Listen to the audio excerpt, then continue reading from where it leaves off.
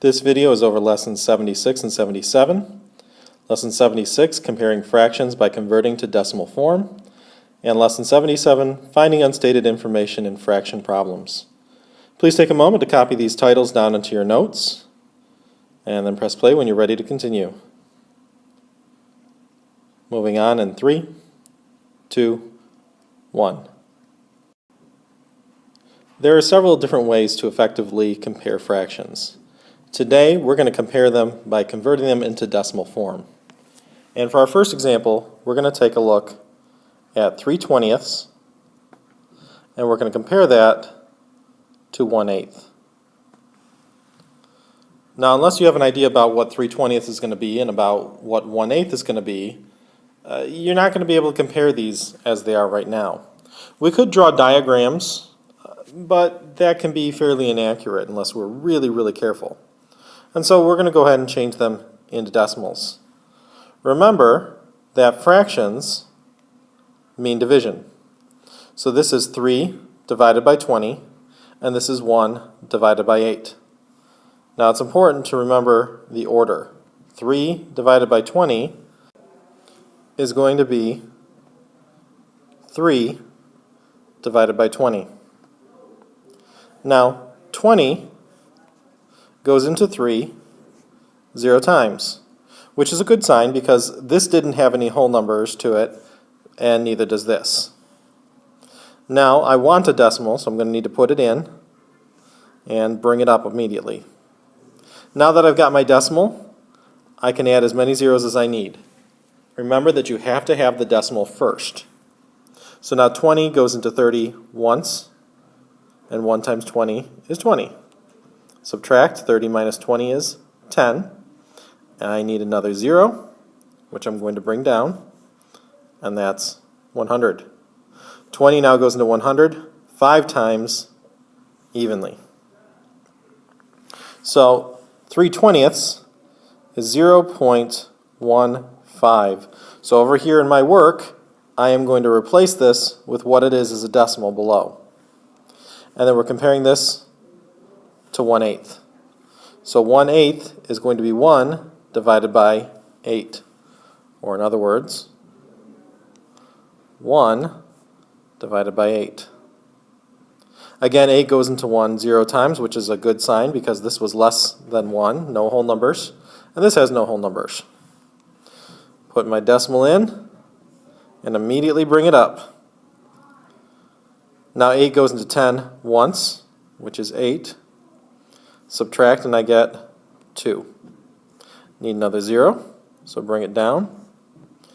8 now goes into 20 2 times, which is 16.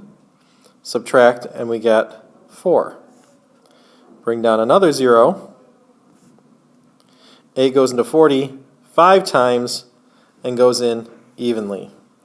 So 0.125. Now as we look at these two decimals, we've got this one and this one here. This one, if I ignore the decimal, kind of looks like 15. This one over here looks like 125, so you might be tempted to say that this is larger.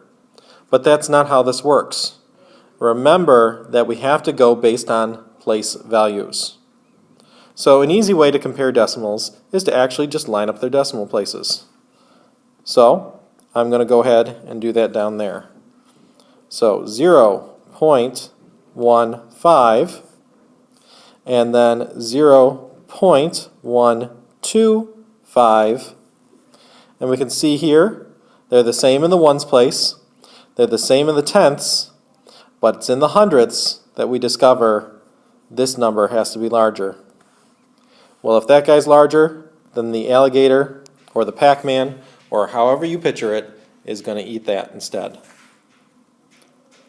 Moving on in 3, 2, 1. To solve fraction problems, we're going to take a look at the example 3/4 of 28 students are boys. Take a moment to copy that into your notes. And now we're going to pick apart this problem. If you can take a story problem and summarize it in this form, then what you're trying to solve is a fraction problem. So what I have here is I have my fraction,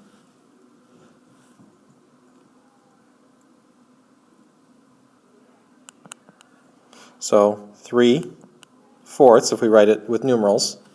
I have this number here after the word of, which is my total,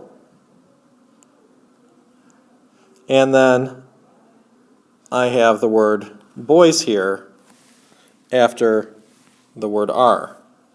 And so the boys here are going to be the part. So a fraction of the total is this part. So to solve this, I'm going to go ahead and just translate this into math. So first thing is my fraction, 3/4. So 3/4 of means times. The total here is 28. R is, are, was, were, all mean equals. And then the part is how many boys there are. Well, I don't know how many boys there are, so we leave it as an unknown. Well, ladies and gentlemen, this ends up being an incredibly easy problem to solve. Because both of my numbers are over here, and it tells me what to do, I can just do what this says, and it's equal to my unknown. So let's do it. 3/4 times 28 over 1, because remember we want to change our whole number into a fraction. And now we go ahead and multiply. Well, before multiplying, I can reduce a numerator with a denominator. So 28 with 4, they can both be reduced by 4. 4 reduced by itself becomes a 1. 28 reduced by 4 becomes 7. Now I've got 3 times 7 is 21.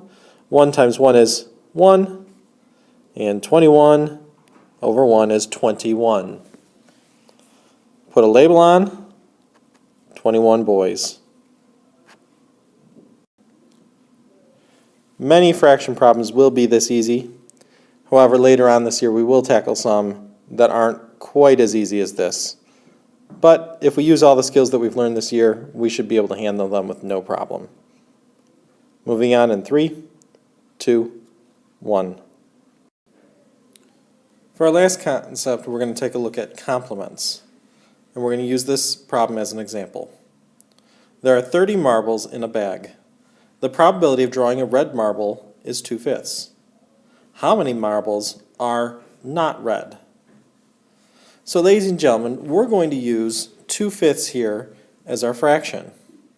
30 is obviously our total, and so it's always the fraction of the total gives us our piece. So here we have 2/5 that are red, but what we're looking for are the ones that are not red.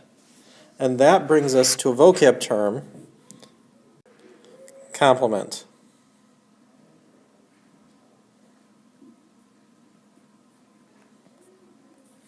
And complements are two opposite events. And we're going to put a little note here. To make a complement,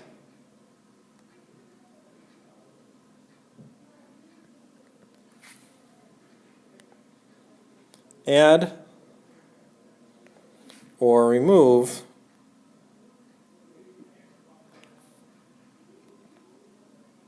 the word not.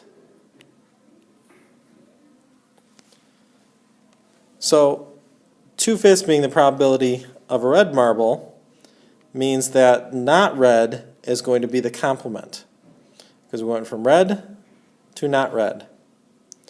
Well, one of the nice things about complements is that when you add up their probabilities, it always adds up to 1.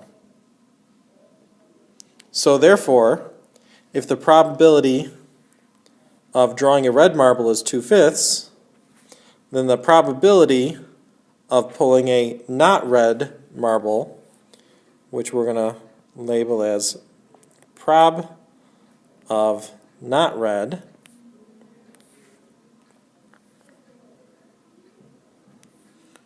would have to equal 1 minus that 2/5.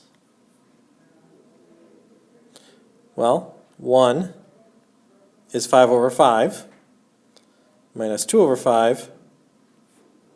5 minus 2 is 3, and they are still fifths. So now, if the probability of pulling a not red marble is 3/5, that means that 3/5 of the bag must be not red. So, finishing the problem off, 3/5 of the bag, which is 30 marbles, must equal what I'm looking for. So, 3/5 times 30 is 30/1. I can reduce 5 and 30 both by 5. So this becomes a 1 and that becomes a 6. 3 times 6 is 18. 1 times 1 is 1. And 18/1 is 18. So 18 not red marbles. And this video ends after I circle in 3, 2, 1.